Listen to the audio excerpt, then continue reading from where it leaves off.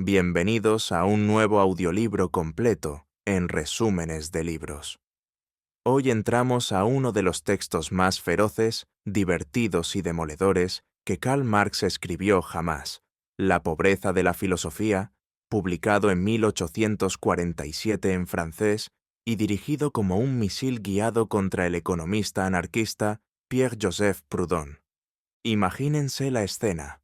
París, finales de los años 40 del siglo XIX.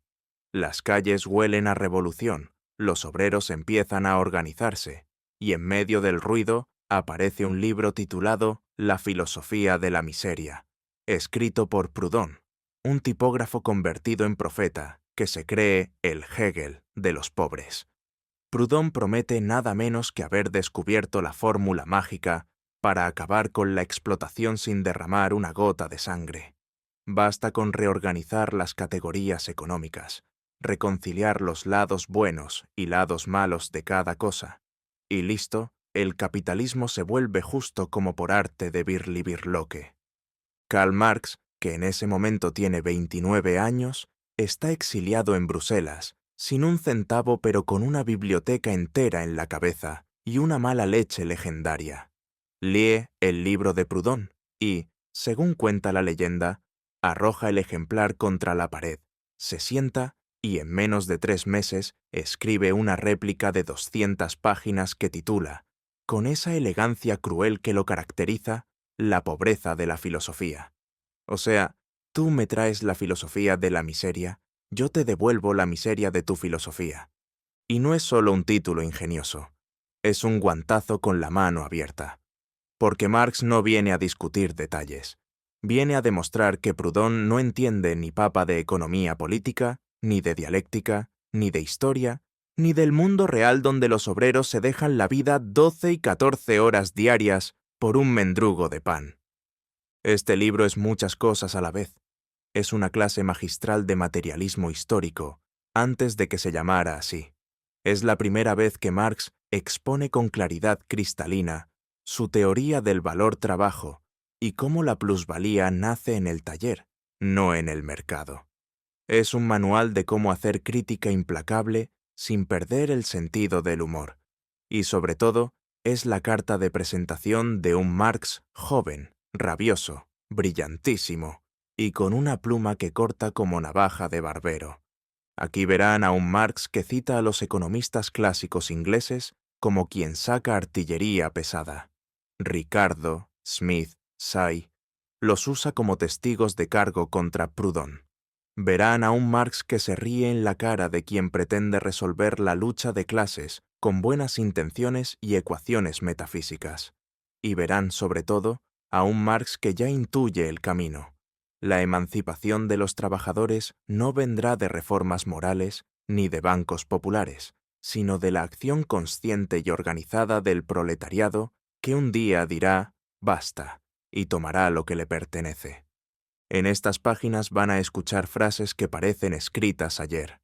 Los economistas explican cómo se producen las relaciones actuales, pero no explican cómo se producen esas relaciones. Van a ver cómo Marx desmonta la idea de que la competencia es un mal que se puede corregir sin tocar la propiedad privada. Van a descubrir por qué las máquinas, que podrían liberar a la humanidad, se convierten en verdugos bajo el capitalismo. Y van a reírse, porque sí, Marx tiene un humor negro delicioso, cuando describe a Proudhon buscando el lado bueno de la miseria, como quien busca una moneda caída debajo del sofá. Este no es un libro amable.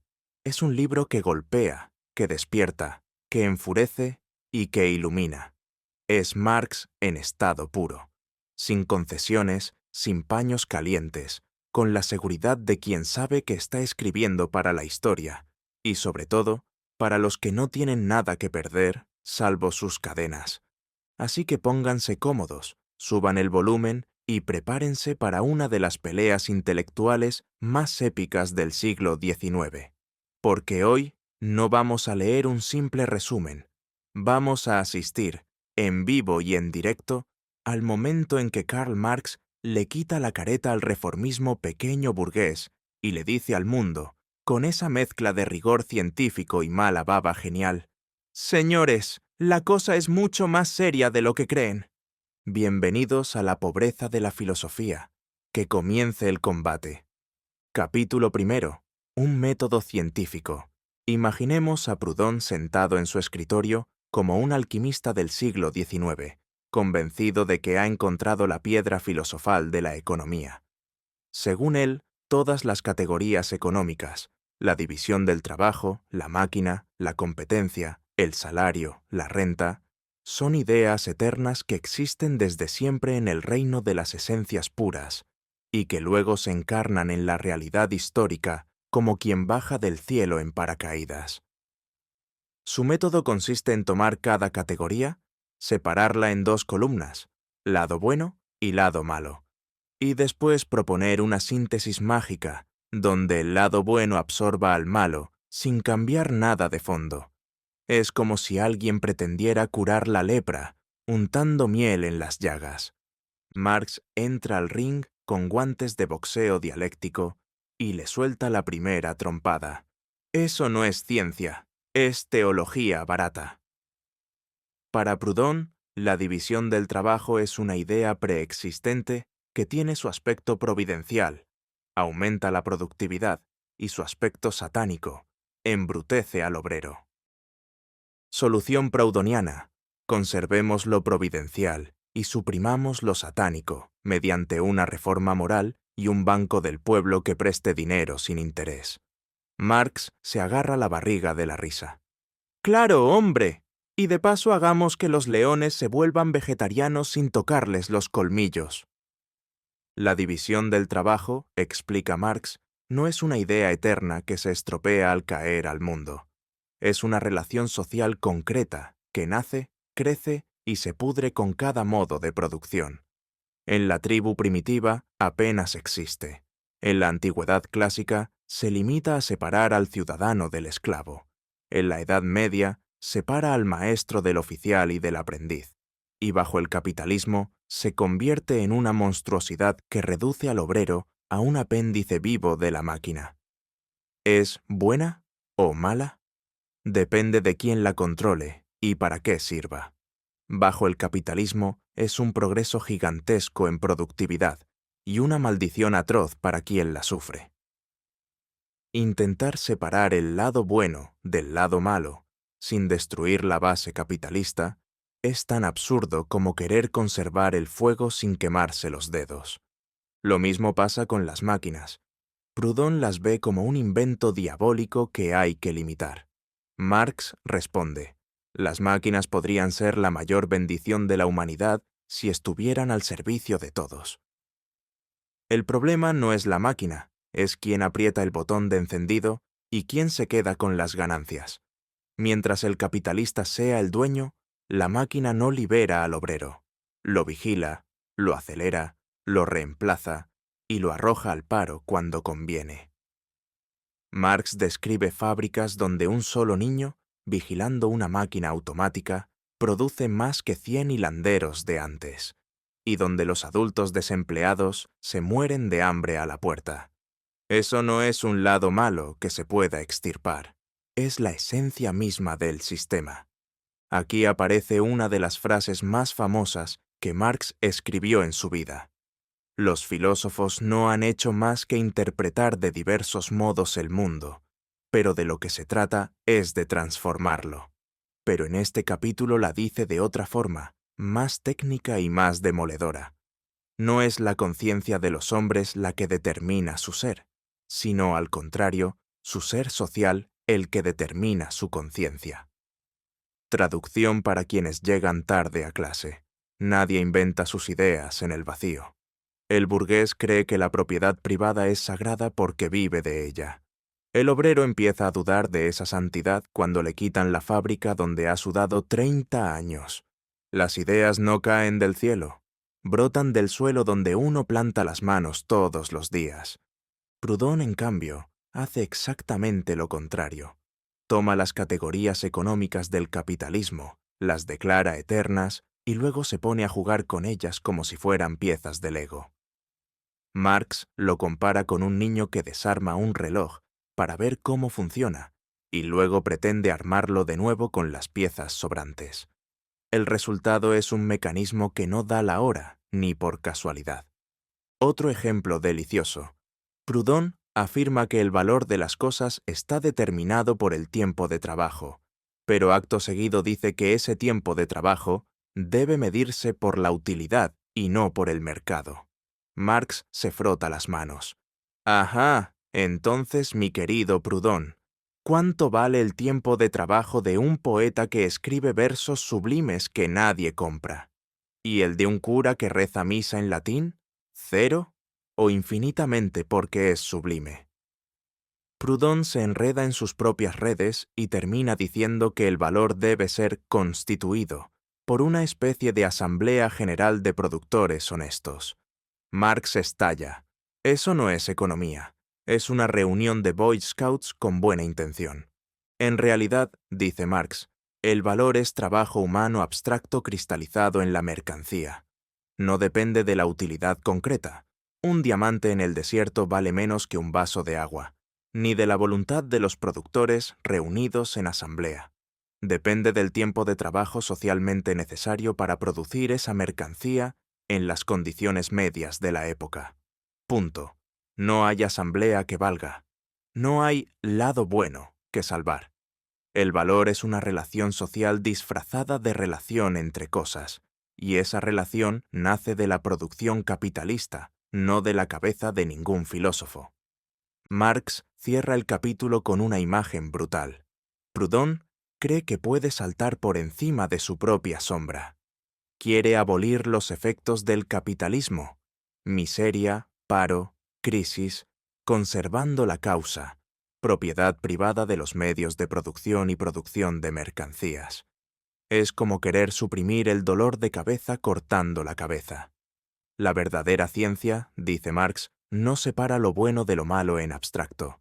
Estudia cómo esas contradicciones reales se mueven, se agravan y finalmente estallan.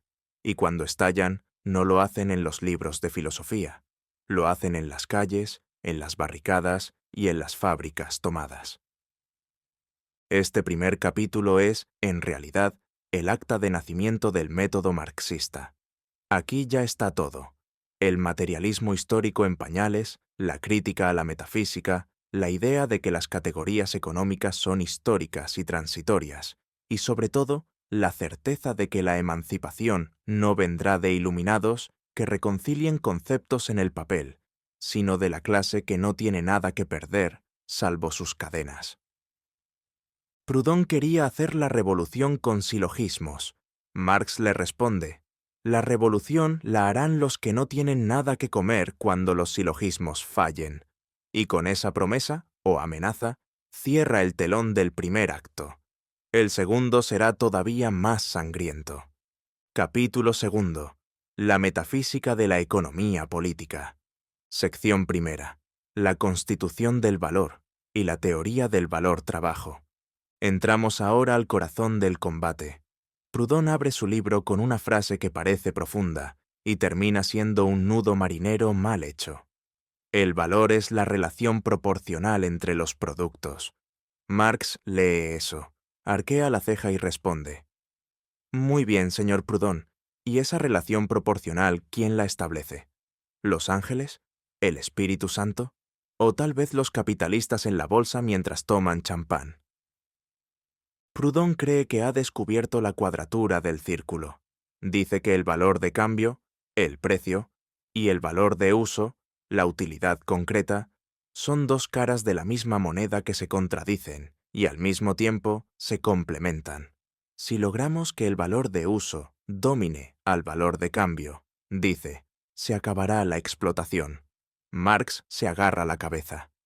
Pero si eso es como decir que el hambre se cura haciendo que la necesidad domine al estómago vacío. Vamos paso a paso, porque aquí Marx despliega su artillería pesada, y de paso, regala la explicación más clara y brutal que jamás dio sobre el valor. Primera verdad incómoda. Una mercancía tiene dos caras, sí, pero no son gemelas idénticas que se abrazan. El valor de uso es lo que hace que un abrigo abrigue, que el pan alimente o que un diamante brille en el cuello de una dama. El valor de cambio es la proporción en que ese abrigo se cambia por zapatos, trigo o lingotes de oro. Proudhon piensa que ambas cosas son eternas y que basta con reconciliarlas para que todo funcione. Marx responde: el valor de uso existe desde que el hombre primitivo fabricó la primera lanza. El valor de cambio, en cambio, solo aparece cuando la producción se vuelve producción de mercancías, es decir, cuando se produce para vender y no para consumir directamente. Segunda verdad incómoda, lo que permite que mercancías completamente distintas, un abrigo y 10 metros de tela, un reloj y 100 litros de vino, se comparen y se cambien en proporciones exactas, no es su utilidad. Porque, ¿cómo comparas la utilidad de abrigarte con la utilidad de emborracharse? Y tampoco es su peso, su belleza o su olor. Lo único que tienen en común todas las mercancías es que son productos del trabajo humano. Pero no cualquier trabajo. Trabajo humano abstracto, homogéneo, medido en tiempo. Aquí llega la bomba. El valor de una mercancía está determinado por la cantidad de tiempo de trabajo socialmente necesario para producirla bajo las condiciones medias de la época. Ni un minuto más, ni un minuto menos. Si hoy se inventa una máquina que permite tejer un abrigo en 2 horas en lugar de 10, el valor del abrigo cae aunque siga abrigando igual. El valor no está en la cosa, está en la relación social cristalizada en la cosa. Proudhon se horroriza. «Eso es injusto. Un trabajador perezoso o torpe tardará más y su producto valdrá más». Marx le contesta con una carcajada. «Mi querido Proudhon, el mercado no es un tribunal moral. El tiempo socialmente necesario es el que emplea el productor medio con la técnica media y la intensidad media.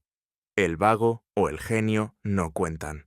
Lo que cuenta es la sociedad entera, con sus fábricas, sus máquinas y su disciplina de cuartel». Ejemplo delicioso que pone Marx. Supongamos que un poeta escribe un poema sublime en 10 minutos y nadie lo compra. ¿Vale su trabajo algo? Según Proudhon, infinitamente, porque es sublime. Según el mercado, 0. ¿Quién tiene razón? El mercado, responde Marx, porque el valor no es opinión, es trabajo objetivado que la sociedad acepta como necesario. El poema no es mercancía, es arte. Para convertirse en mercancía, tendría que reproducirse en masa, imprimirse en papel barato y venderse en las esquinas.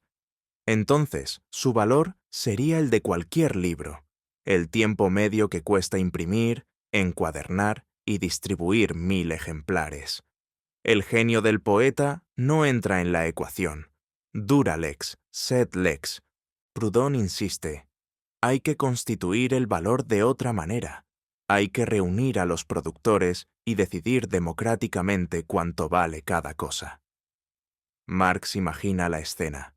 Millones de productores sentados en asamblea eterna, discutiendo si el sombrero vale más que la levita, porque el sombrerero es más simpático. Mientras tanto, la gente se queda sin ropa y sin comida. Eso no es economía, dice Marx, es una comedia de locos. Y aquí viene el golpe de gracia. Si el valor es trabajo humano cristalizado, y el obrero solo recibe en salario una parte de lo que produce, lo necesario para reproducir su fuerza de trabajo, comida, techo, ropa para él y sus hijos, ¿de dónde sale el resto? De la plusvalía, aunque Marx todavía no usa esa palabra exacta. El obrero trabaja 10 horas, pero solo necesita 6 para reproducirse. Las 4 horas restantes las regala gratis al capitalista. Proudhon lo llama excedente y cree que se puede repartir mejor.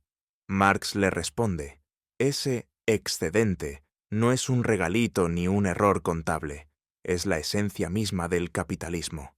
El capitalista compra fuerza de trabajo, no trabajo hecho. Compra la capacidad de trabajar 10 horas y paga solo 6. El resto es ganancia legítima, dentro de la lógica del sistema. Proudhon quiere que el obrero reciba el producto íntegro de su trabajo. Marx aplaude la intención y pregunta: ¿y cómo lo haces sin abolir la producción de mercancías y la propiedad privada de los medios de producción? Porque mientras la fábrica sea del capitalista, él decidirá cuánto dura la jornada y cuánto paga. Cambiar eso no es cuestión de buena voluntad, es cuestión de fuerza. Marx termina la sección con una imagen que quema. El valor no es una relación entre cosas, es una relación entre personas disfrazada de relación entre cosas. Detrás de cada abrigo que compras, hay un obrero que ha dejado sudor, salud y años de vida. Detrás de cada precio hay una relación de dominio. Proudhon quiere constituir el valor como quien constituye una sociedad de amigos del billar. Marx le recuerda que el valor ya está constituido por la explotación y que solo se reconstituirá cuando los explotados tomen el taller, la fábrica y el mundo entero. Y así, con esta sección, Marx no solo destroza a Proudhon, sienta la piedra angular de toda su obra futura. El valor no es un misterio metafísico, es trabajo humano robado en forma elegante. Y quien entienda eso ya no podrá mirar una mercancía del mismo modo nunca más. Sección segunda. La división del trabajo y las máquinas. Proudhon se pone romántico. Según él, la división del trabajo y la maquinaria son dos inventos magníficos que se han pervertido por culpa del mal uso capitalista. Solución: volvamos a talleres pequeños, limitamos las máquinas, cada cual hace un poco de todo, y todos seremos felices como en la Edad Media, pero sin señores feudales. Marx lee eso y casi se cae de la silla de tanto reírse. Después se pone serio, muy serio, y le dedica unas 30 páginas que son puro fuego lento. Primera bofetada. La división del trabajo no es un invento ni una idea que se estropea. Es una forma histórica de organizar la producción que cambia con cada modo de producción y que, bajo el capitalismo, alcanza su forma más brutal y más productiva al mismo tiempo. En la familia patriarcal apenas existe. Cada miembro hace de todo. En la antigüedad grecorromana, separa al ciudadano libre del esclavo y al artesano del jornalero. En el gremio medieval, separa al maestro del oficial y al aprendiz, pero todos están dentro del mismo taller y comparten el secreto del oficio. Bajo el capitalismo, en cambio, la división del trabajo se convierte en algo infernal. Un obrero pasa toda su vida haciendo la cabeza del alfiler número 18. Ni siquiera sabe para qué sirve el alfiler completo. Marx describe fábricas inglesas de la época que parecen escenas del infierno de Dante. Cientos de personas alineadas, cada una repitiendo un movimiento mecánico 1000 veces al día, vigiladas por capataces que llevan reloj en la mano. El obrero ya no es artesano, ni siquiera operario. Es un apéndice vivo de la máquina. Pierde la visión de conjunto, pierde el orgullo del oficio, pierde hasta la capacidad de cambiar de trabajo.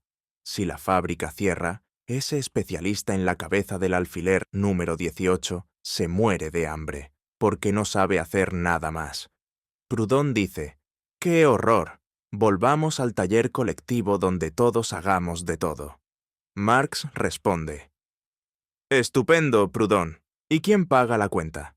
¿Con qué herramientas producimos para 8 millones de habitantes en Londres si volvemos a los telares manuales? ¿Con velas y buena voluntad? Segunda bofetada, ahora contra las máquinas. Proudhon las odia. Dice que son el cáncer de la sociedad y propone limitarlas por ley. Marx le dedica un párrafo que es pura poesía cruel. Las máquinas son la mayor conquista de la humanidad hasta el momento. Podrían reducir la jornada a 3 o 4 horas y convertir el reino de la necesidad en reino de la libertad, si no estuvieran en manos de los capitalistas. Y explica el mecanismo con una claridad que corta. La máquina no es buena ni mala en sí misma. Bajo el capitalismo cumple 3 funciones maravillosas. Para el capitalista, 1. Aumenta la productividad. Una sola máquina hiladora hace el trabajo de 100 hilanderos antiguos. 2. Permite bajar los salarios. Al volverse el trabajo más simple, mujeres y niños pueden hacerlo por la mitad o menos del salario de un hombre adulto. 3. Convierte al obrero en vigilante de sí mismo. La máquina impone su ritmo implacable. El obrero ya no puede ir más lento ni soñar despierto sin que la correa se detenga y el capataz grite. Marx cita ejemplos reales que helan la sangre. En las fábricas de Manchester, niños de 9 años trabajan de 4 de la mañana a 8 de la noche vigilando máquinas que no entienden. Si se duermen un segundo, un dedo se queda dentro. En 1840, la esperanza de vida de un obrero textil de Liverpool era de 17 años. 17. Proudhon lee eso y dice, «Hay que prohibir las máquinas grandes». Marx contesta, «No, hay que prohibir que estén en manos privadas». Porque la máquina, insiste, es ambivalente, es verdugo y liberadora al mismo tiempo. Bajo el capitalismo, el progreso técnico se traduce en paro masivo. Cuando se introduce una nueva máquina, miles de obreros cualificados van a la calle, y solo se contratan mujeres y niños a mitad de salario. El obrero que antes era un artesano orgulloso se convierte en mendigo. Marx lo llama el ejército industrial de reserva. Millones de desempleados que presionan los salarios hacia abajo. El capitalista no inventa máquinas para liberar al hombre, las inventa para ganar más dinero y, de paso, tener un látigo permanente sobre la clase obrera. Aquí viene una de las frases más feroces del libro. La máquina, en manos del capital, es un instrumento de tortura más refinado que la rueda o el potro de tormento medieval, porque no destroza el cuerpo de una vez, sino poco a poco, durante 30 años, mientras el torturado sigue creyendo que trabaja libremente. Proudhon quiere volver al taller colectivo, donde todos participan de todo. Marx le recuerda que ese taller colectivo ya existió, y fue aplastado precisamente por la gran industria capitalista, porque no podía competir en productividad. Querer retroceder es tan absurdo como pretender que un adulto vuelva a gatear porque andar le cansa. La gran industria ha creado las condiciones materiales para la emancipación. Ha socialecido el trabajo hasta tal punto que ya nadie puede decir, «Esta fábrica es mía», sin mentir descaradamente. Millones de obreros cooperan sin conocerse, desde la mina de carbón hasta el puerto de Liverpool, para producir una simple chaqueta. Esa cooperación forzosa es el embrión de la cooperación libre del futuro. Pero mientras la propiedad siga siendo privada, esa cooperación monstruosa solo sirve para enriquecer a unos pocos. La máquina no es el problema. El problema es que la máquina pertenece al que no la maneja y explota al que sí la maneja. Marx cierra la sección con una imagen que se queda grabada. El capitalista celebra cada nuevo invento como un triunfo, y tiene razón. Cada máquina nueva es una nueva victoria sobre el trabajo vivo. Pero el día que los productores tomen las máquinas, ese mismo invento que hoy los esclaviza se convertirá en el instrumento de su liberación. En resumen, Proudhon quiere curar la gangrena cortando el dedo meñique. Marx responde que hay que cortar el sistema entero, o la gangrena seguirá extendiéndose. Y mientras tanto, las máquinas siguen girando, los niños siguen perdiendo dedos, y el reloj de la historia sigue marcando la hora de la revolución. Fin de la segunda sección. El combate continúa. Sección tercera. La competencia y el monopolio. Proudhon se pone el traje de médico de cabecera del capitalismo y diagnostica: la enfermedad mortal de la sociedad moderna se llama competencia. Según él, la competencia genera miseria, desigualdad y, al final, monopolio. Su receta es sencilla y conmovedora. Suprimamos la competencia, mantengamos la propiedad individual, pero hagamos que todos los productores sean iguales y se vendan los productos al coste real. Así nadie se enriquecerá a costa de nadie y viviremos en paz. Marx lee la propuesta, se sirve un café bien cargado y empieza a desmontarla con la paciencia de quien desarma una bomba de relojería. Primera pregunta letal. ¿Quién obliga a los productores a competir? Proudhon responde: la avaricia humana y la libertad mal entendida. Marx suelta una carcajada que retumba en Bruselas.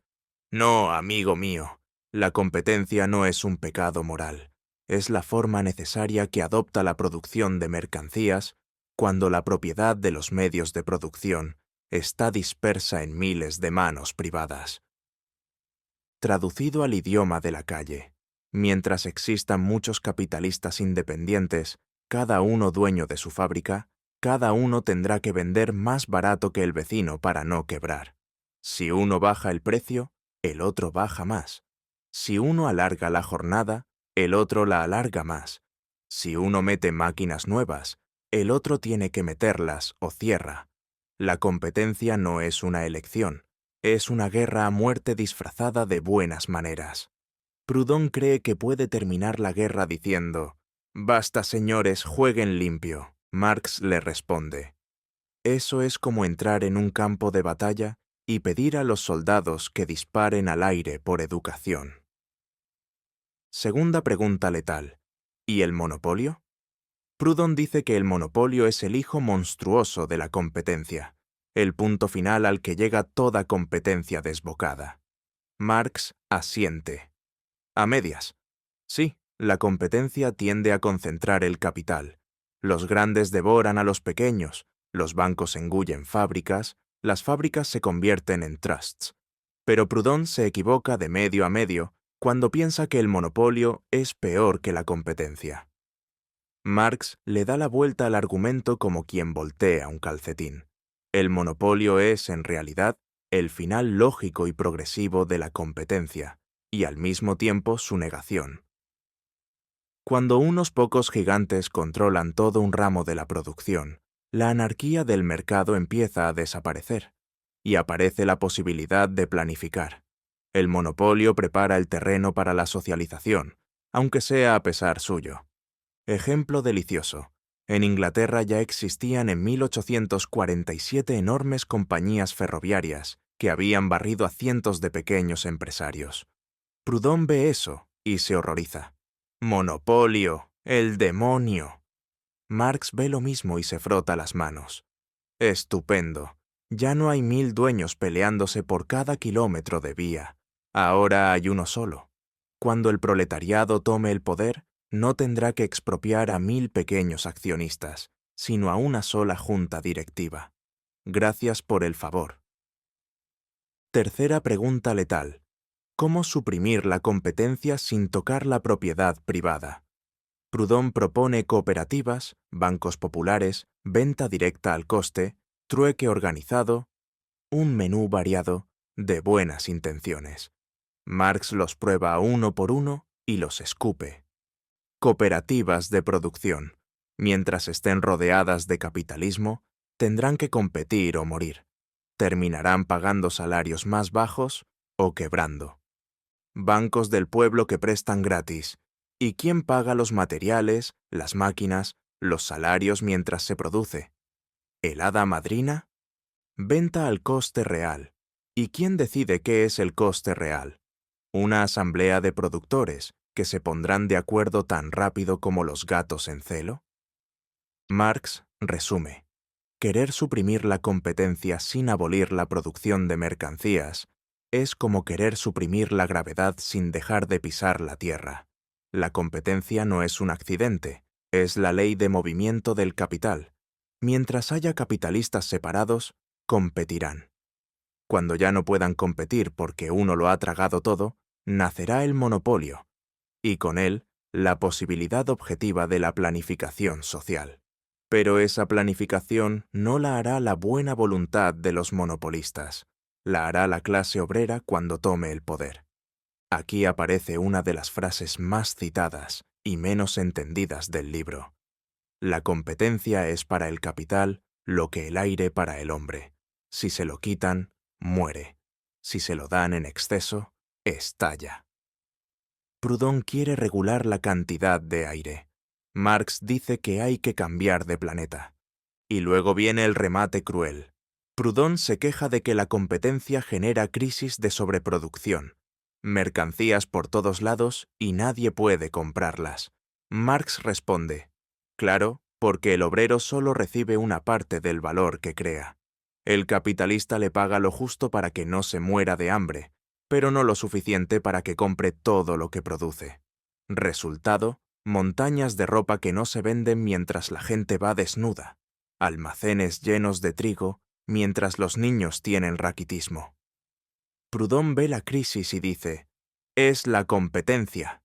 Marx dice, no, es la producción capitalista misma, que necesita crisis periódicas para depurarse como un organismo que vomita cuando ha comido demasiado. Cierra la sección con una profecía que suena a sentencia. La competencia mata a los pequeños y engorda a los grandes. Los grandes se convierten en monopolios. Los monopolios centralizan el capital hasta hacerlo ingobernable por manos privadas. Ese día la sociedad tendrá dos opciones: perecer bajo el peso de su propia riqueza o tomar los medios de producción y convertir la anarquía en plan racional. La competencia, concluye Marx, es la partera de su propia tumba. Y Proudhon, pobrecito, está intentando salvar al feto cortando el cordón umbilical con unas tijeras de manicura. Fin de la tercera sección. El ring está lleno de sangre proudhoniana, y Marx apenas ha calentado. Sección cuarta. La propiedad o renta de la tierra. Llegamos al campo, literalmente.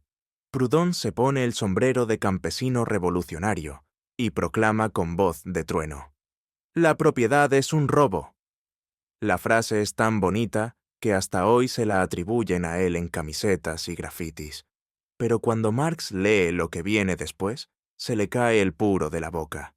Porque resulta que Proudhon, después de declarar la propiedad un robo, propone conservarla.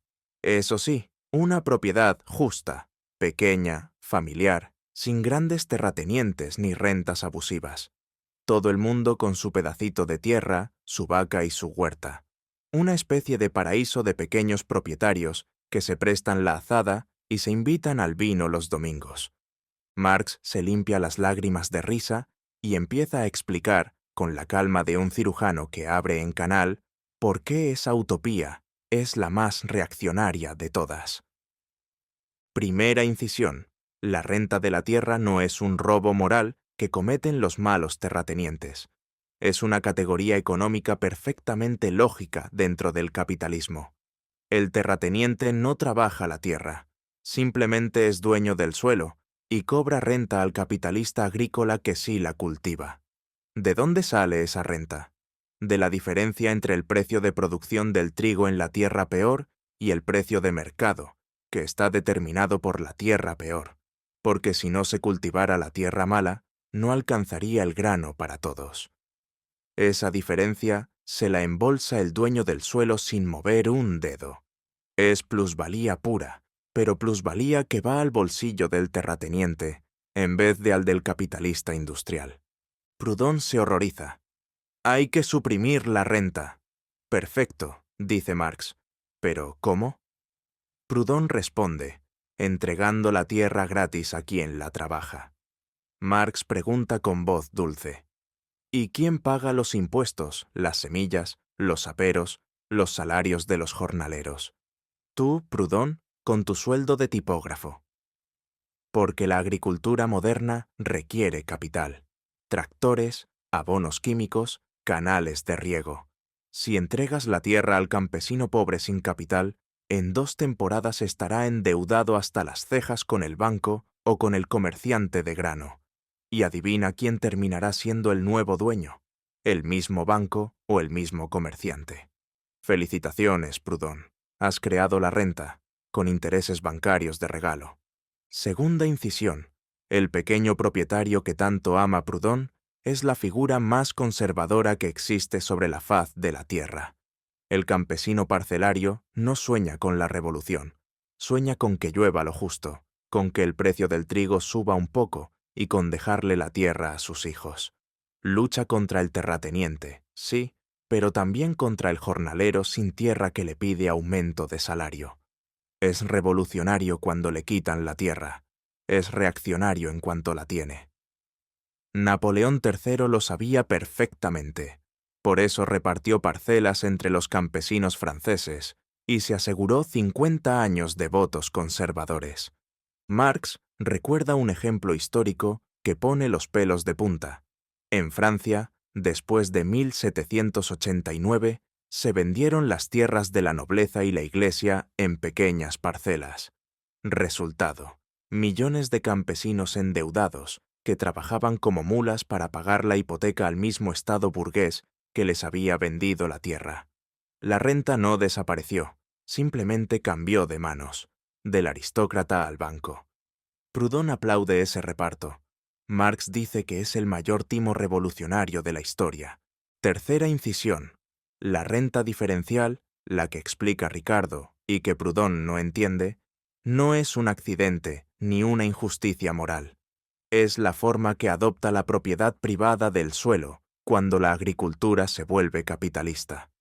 Mientras la tierra sea propiedad privada y no un bien común, alguien cobrará renta, o el viejo lord, o el nuevo banco, o el Estado burgués. Suprimir la renta sin suprimir la propiedad privada de la tierra es tan imposible como suprimir la gravedad saltando más alto. Proudhon tiene otra idea genial: que el Estado compre toda la tierra y la arriende a los campesinos a precio de coste. Marx imagina la cara de los contribuyentes. ¡Estupendo! Yo, obrero de fábrica que gano una miseria, voy a pagar impuestos para que el campesino tenga tierra barata. Y además, ¿quién controla ese Estado? ¿Los campesinos? ¿Los obreros? ¿O los mismos capitalistas que ya controlan el Parlamento? En 2 años el precio de coste se convertirá en renta disfrazada y volveremos al punto de partida. Marx cierra el bisturí y da el golpe de gracia. La tierra no puede ser propiedad, ni grande ni pequeña. Tiene que dejar de ser propiedad. Punto.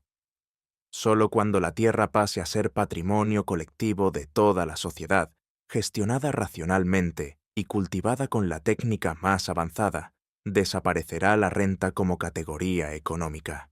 Y solo entonces la agricultura dejará de ser la hermana pobre de la industria y se convertirá en ciencia aplicada al servicio de todos.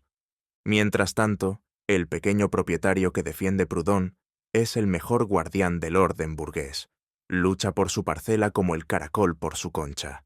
Prefiere morir defendiendo sus 3 hectáreas antes que unirse al obrero de la ciudad que no tiene ni 1 metro cuadrado. Es el soldado perfecto del capital. Trabaja como un animal, consume poco y vota contra cualquier cambio que huela a socialismo. Marx termina la sección con una frase que es dinamita pura. El campesino parcelario lleva la revolución en el corazón cuando no tiene tierra. Lleva la contrarrevolución en la sangre en cuanto la tiene. Y Proudhon, pobrecito, quiere crear un mundo entero de contrarrevolucionarios con vaca y huerta. La tierra no se reparte, se libera. Fin de la 4ª sección. El cadáver proudhoniano ya no se mueve, pero Marx todavía tiene munición para 3 rounds más. Sección 5. Las huelgas y las coaliciones de los obreros. Aquí Proudhon se pone el traje de amigo del pueblo y suelta una bomba que deja a cualquiera con la boca abierta. Las huelgas son inútiles, incluso perjudiciales. ¿Por qué? Porque suben los precios, molestan al consumidor, dividen a los trabajadores entre sí, y encima nunca consiguen nada duradero. Lo mismo vale para las coaliciones, lo que hoy llamamos sindicatos. Son asociaciones que terminan convirtiéndose en nuevas burocracias, o peor aún, en instrumentos del patrón para controlar a los obreros. Solución proudhoniana. Nada de peleas callejeras. Sentémonos todos a negociar en paz. Creemos bancos populares y cambiemos el mundo con amor fraternal y crédito gratis. Marx lee eso, y por primera y única vez en el libro, se enfada de verdad. No es la risa sarcástica de antes, es la furia fría de quien ve a un supuesto aliado clavándole un cuchillo por la espalda a la clase obrera, y responde con una de las defensas más apasionadas y brillantes que jamás se hayan escrito sobre el derecho a la huelga. Primera verdad como un mazazo. La huelga no es un capricho ni un error. Es la primera forma histórica en que la clase obrera se reconoce como clase. Antes de la huelga, cada obrero cree que su miseria es culpa suya, que trabaja poco, que tiene mala suerte, que Dios lo castiga. El día que se planta junto a sus compañeros y dice, «¡Basta!», descubre que su enemigo no es la fatalidad ni su propia torpeza. Es el patrón que está enfrente. Esa toma de conciencia vale más que 100 tratados de economía. Segunda verdad, la huelga es la escuela de guerra del proletariado. Cada huelga perdida enseña más que 1000 victorias fáciles. En 1847, Marx ya ha visto docenas. Los tejedores de Silesia en 1844, los impresores de París, los obreros de Manchester, la mayoría aplastadas por la policía o por el hambre. Pero cada derrota deja una lección grabada a fuego. Aislados somos débiles, unidos somos fuertes. Hoy perdemos el salario, mañana podemos ganar el mundo. Proudhon dice que la huelga sube los precios y perjudica al consumidor. Marx responde con sorna. Claro, el consumidor, esa criatura mítica que, según los economistas, es todo el mundo, menos el obrero que produce. El obrero es el primer consumidor de su propio salario. Cuando hace huelga para que le paguen más, lucha por poder comprar pan para sus hijos. Si pierde, el pan seguirá caro, y él seguirá sin comerlo. Si gana, el pan seguirá caro, pero él tendrá dinero para comprarlo. ¿Quién pierde realmente? El capitalista que ve reducida su ganancia. Tercera verdad, las coaliciones no son un mal menor. Son el embrión del futuro Estado obrero. Hoy se juntan 10 obreros para pedir aumento de jornal. Mañana serán 10.000 para pedir la jornada de 8 horas. Pasado mañana serán millones para pedir la fábrica entera. Proudhon teme que los sindicatos se vuelvan burocráticos. Marx responde, sí, pueden volverse burocráticos, pero eso es problema de los obreros, no razón para prohibirlos. Un sindicato corrompido se cura con más democracia obrera, no con disolverlo y dejar al obrero solo ante el patrón. Ejemplo que pone Marx y que todavía hoy da escalofríos. En Inglaterra, la ley prohibía las coaliciones hasta 1824. ¿Resultado? Los obreros se organizaban en secreto. Juraban ante la Biblia no delatarse, y cuando los descubrían, los colgaban o los deportaban a Australia. En cuanto se legalizaron los sindicatos, los ahorcamientos bajaron y las huelgas subieron. ¿Conclusión? La represión no mata la asociación obrera, solo la vuelve más dura y más clandestina. Proudhon sueña con un mundo donde no haga falta pelear, porque todo se arreglará con crédito mutuo y buenas palabras. Marx le recuerda que el patrón no es un malentendido, es un enemigo de clase. Mientras exista la propiedad privada de las fábricas, el patrón querrá pagar lo menos posible y el obrero querrá cobrar lo más posible. Entre esos dos intereses no hay punto medio posible, solo lucha. La huelga es la forma pacífica de esa lucha. El día que fallen las huelgas, vendrán formas menos pacíficas. Aquí aparece una frase que Marx escribe con letras de fuego. Las coaliciones obreras son más importantes para la clase obrera que la conquista del sufragio universal en muchos países. Porque votar cada 4 años está muy bien, pero comer todos los días es más urgente. Y para comer todos los días hace falta organización diaria, disciplina diaria, solidaridad diaria. La huelga y el sindicato enseñan eso mejor que cualquier escuela. Proudhon teme que las huelgas dividan a los obreros entre sí, los que están en huelga contra los que rompen la huelga, los cualificados contra los no cualificados. Marx responde, sí, hay traidores, hay esquiroles, hay divisiones, Pero eso es la lucha de clases en miniatura, dentro de la propia clase. Se cura con más lucha, más conciencia, más organización. No se cura disolviendo el movimiento y dejando a cada cual a su suerte. Cierra la sección con una imagen que vale por todo el libro. La clase obrera no ha pedido permiso para nacer. No pedirá permiso para luchar. Las huelgas son sus primeros pasos vacilantes, como los de un niño que aprende a andar. Proudhon quiere que el niño vuelva al útero porque se puede caer. Yo prefiero que se caiga 1000 veces hasta que aprenda a correr, y el día que corra, que tiemble el mundo. En 6 páginas, Marx convierte lo que Proudhon llamaba desorden en la forma más alta de orden revolucionario. La huelga no es un accidente, es la universidad del proletariado. Y quien le diga a un obrero que no haga huelga porque perjudica al consumidor, merece que le devuelvan el saludo, con un piquete en la puerta. Fin de la 5ª sección. Proudhon ya está knockout, pero Marx todavía tiene 2 golpes más antes de contar hasta 10. Sección 6ª. El crédito y los bancos, o cómo Proudhon quiere apagar un incendio con gasolina. Llegamos al gran truco de magia de Proudhon, el crédito gratuito. Según él, todo el mal del mundo viene de que el dinero cuesta dinero. El interés es un robo, el banco es un vampiro y el capitalista un usurero con levita.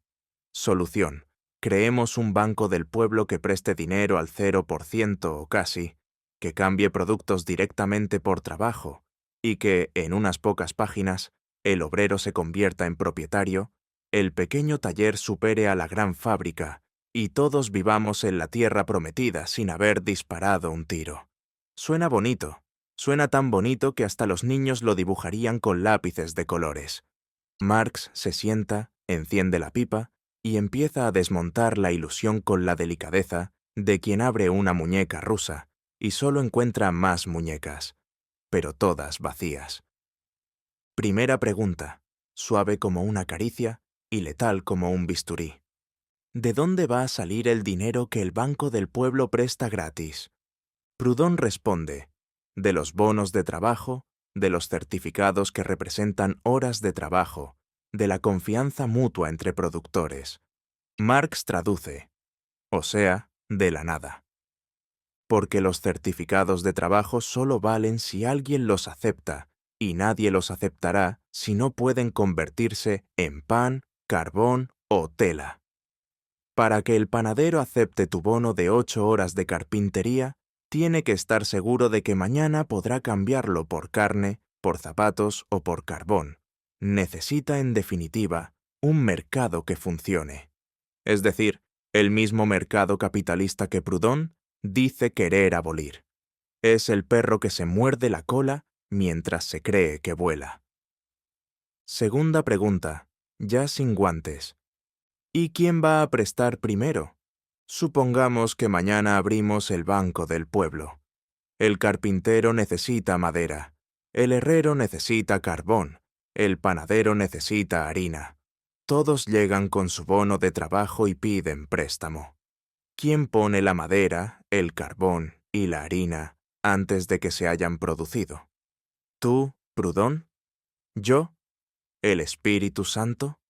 El crédito gratuito supone que ya existe una montaña de bienes listos para repartir, pero en la realidad de 1847 hay hambre, hay paro, y hay fábricas paradas porque los capitalistas no encuentran compradores.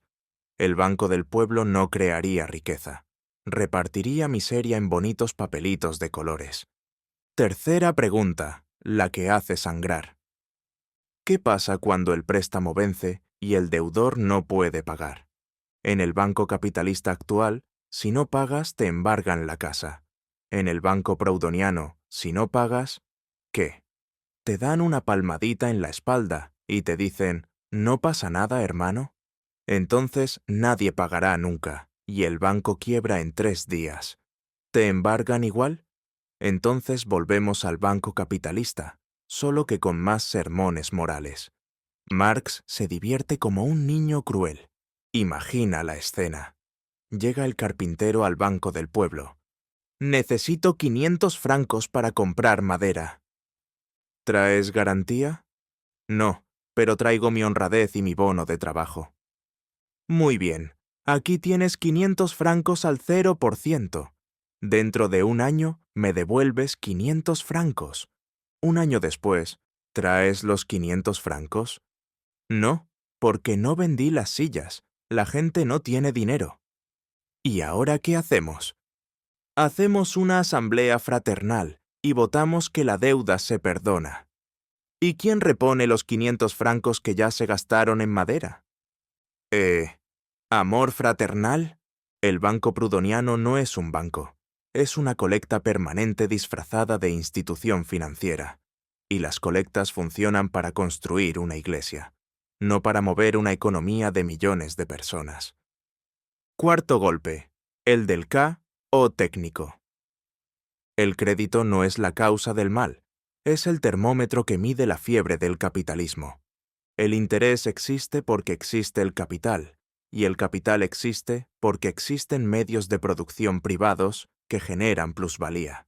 Mientras haya fábricas privadas, habrá alguien que tenga dinero sobrante y quiera prestarlo para ganar más dinero. Si mañana abolimos el interés por decreto, el capitalista simplemente dejará de prestar y montará otra fábrica o comprará más tierras.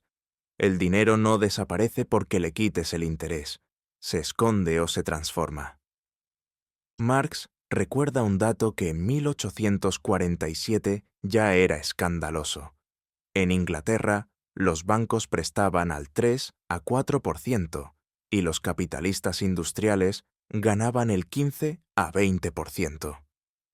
¿Por qué alguien iba a prestar al banco si podía ganar 5 veces más fabricando algodón? Solo prestaba el que no podía o no quería invertir directamente. El interés no es el amo, es el criado del beneficio industrial. Matas al criado y el amo se busca otro. Y aquí viene la parte más divertida. Proudhon cree que con su banco gratuito, los obreros se convertirán en pequeños patronos. Marx le pinta el futuro real.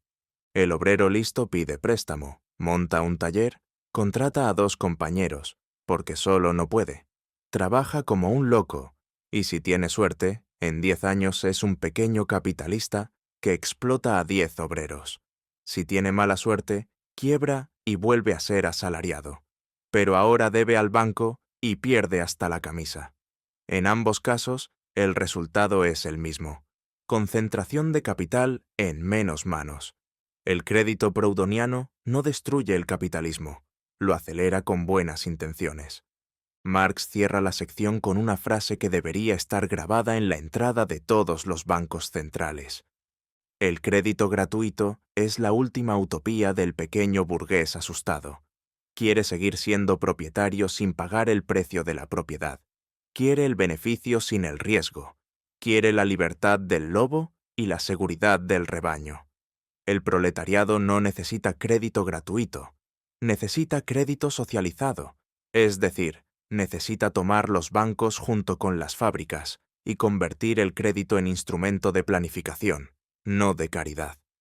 En 6 palabras, el Banco del Pueblo no es revolucionario, es caridad con intereses del 0%, y la caridad, como sabe cualquier obrero, nunca ha llenado una fábrica ni ha parado una bala. Fin de la 6ª sección. Proudhon ya respira por aparato. Solo falta el golpe de gracia final. Sección 7. Observaciones finales sobre el destino histórico de la economía política burguesa. Llegamos al último round.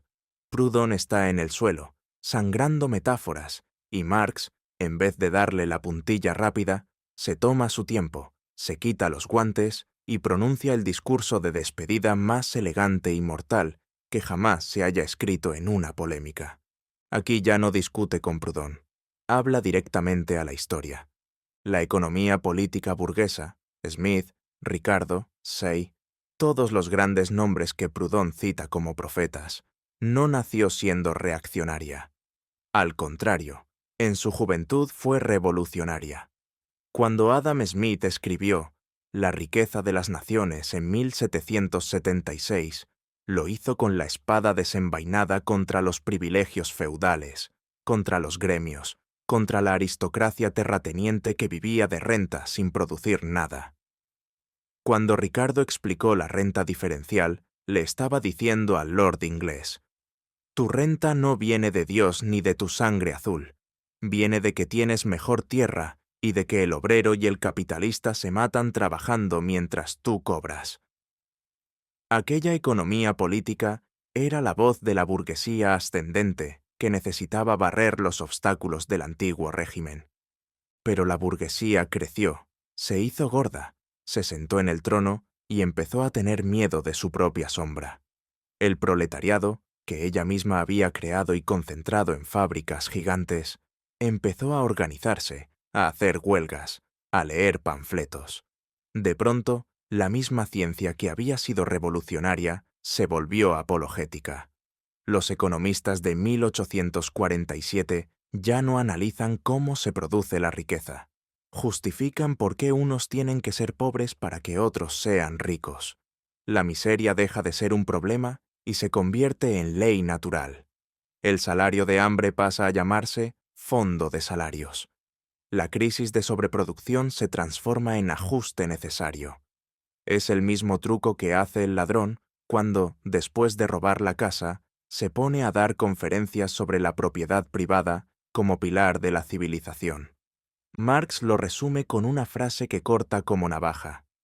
En su época místico-económica, la economía política era revolucionaria. En su época crítico-económica, es apologética. En su época vulgar, es simplemente estúpida. Primera época, místico-económica. Smith, Ricardo. Aún cree que investiga leyes objetivas y, sin quererlo, descubre la teoría del valor trabajo, la plusvalía disfrazada de ganancia, la tendencia a la caída de la cuota de beneficio. Dice verdades que queman. Segunda época, crítico-económica. Los seguidores menores. Ya no descubre nada, solo arregla la teoría para que no asuste al patrón. Transforma la plusvalía en recompensa al capital, la explotación en libre contrato, la lucha de clases en armonía de intereses. Tercera época, vulgar. Los economistas de cátedra de 1847. Ni siquiera disimulan. Repiten como loros que el pobre es pobre porque gasta en alcohol y que el rico es rico porque ahorra. La ciencia se convierte en sermón de domingo. Marx contempla el espectáculo y se ríe con tristeza. La economía política burguesa está muriendo de su propia contradicción. Fue progresista mientras la burguesía fue progresista. Ahora que la burguesía tiene miedo al proletariado, su ciencia se vuelve un escudo oxidado lleno de agujeros. Cada nuevo libro de economía burguesa es más tonto que el anterior, porque tiene que negar evidencias más grandes. Y aquí viene la profecía que vale por todo el libro. El día que el proletariado tome el poder, la economía política como ciencia de la explotación desaparecerá tan limpiamente como desapareció la alquimia cuando la química moderna tomó su lugar. Ya no habrá que explicar por qué unos trabajan y otros se embolsan la ganancia. Habrá que planificar cómo producir para todos. Ya no habrá leyes económicas eternas. Habrá decisiones conscientes de la sociedad asociada. La economía política burguesa será estudiada en los museos, al lado de los instrumentos de tortura medievales y de los tratados sobre el derecho divino de los reyes. Proudhon, en su ingenuidad, cree que puede salvar lo salvable de la economía política, tomar las categorías, limpiarles el lado malo y conservar el lado bueno. Marx le responde con la última frase del capítulo, una frase que suena a portazo definitivo. Los economistas burgueses han descubierto las leyes de la producción capitalista. Nosotros descubriremos las leyes de su destrucción. No hay síntesis posible. No hay término medio. O la humanidad sigue bajo el reino de la necesidad, donde unos mueren de hambre para que otros mueran de indigestión, o rompe las cadenas y entra en el reino de la libertad, donde la primera necesidad será la abolición de toda necesidad. Marx baja del ring, se limpia la sangre proudhoniana de las manos y deja al público con una sonrisa helada. Proudhon nos ofreció la filosofía de la miseria. El proletariado responderá con la miseria de la filosofía burguesa, hasta que no quede ni una página. Fin del capítulo 2. Fin del libro. Fin de la discusión. El telón cae, pero la historia, como siempre, sigue hablando más alto que cualquier libro. Conclusión. Hemos llegado al final de este combate desigual y glorioso. Karl Marx, con 29 años y una pluma que parecía un sable, no solo ha demolido página por página la filosofía de la miseria de Proudhon, ha hecho algo mucho mayor. Ha convertido una polémica personal en el acta fundacional del marxismo. En estas 200 páginas nacen, con toda la fuerza de un parto violento, el materialismo histórico, la teoría del valor trabajo, la crítica implacable a la propiedad privada, la defensa apasionada de la huelga y la certeza absoluta de que la emancipación de la clase obrera solo puede ser obra de la clase obrera misma. Proudhon quería salvar al capitalismo de sus propios excesos con reformas morales, bancos gratuitos y un poco de buena voluntad. Marx le responde: no se cura la gangrena con perfume. El capitalismo no es un sistema que funciona mal, es un sistema que funciona exactamente como tiene que funcionar, produciendo riqueza inmensa para unos pocos y miseria inmensa para la inmensa mayoría. No hay lado bueno que rescatar. No hay síntesis posible entre el lobo y el cordero. Solo hay lucha de clases, contradicciones que se agudizan, y al final del camino, revolución o barbarie.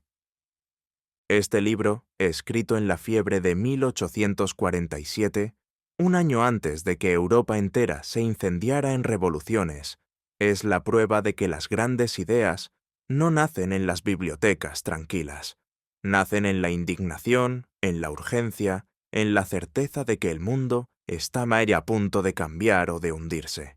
Marx no escribió para los profesores de universidad, escribió para los que no tenían nada que perder, salvo sus cadenas, y lo hizo con una claridad, una ironía y una rabia que siguen cortando como el primer día. Proudhon soñaba con reconciliar al capital y al trabajo. Marx le contestó: solo se reconciliarán en la tumba del sistema que los enfrenta. Y con esto terminamos el audiolibro completo de La pobreza de la filosofía, uno de los textos más brutales, más lúcidos y más vivos que se hayan escrito nunca sobre la lucha de clases. Si este resumen te ha removido algo por dentro, si te ha hecho reír, enfadar, o simplemente mirar de otra forma el mundo que nos rodea, entonces ya sabes qué hacer. Compártelo, discútelo, grítalo si hace falta, porque las ideas que Marx lanzó aquí, en 1847, siguen vivas, siguen peleando y siguen esperando a quienes estén dispuestos a llevarlas del libro a la calle. Gracias por acompañarnos en este viaje. Nos vemos en el próximo resumen, en la próxima batalla. Hasta la victoria siempre.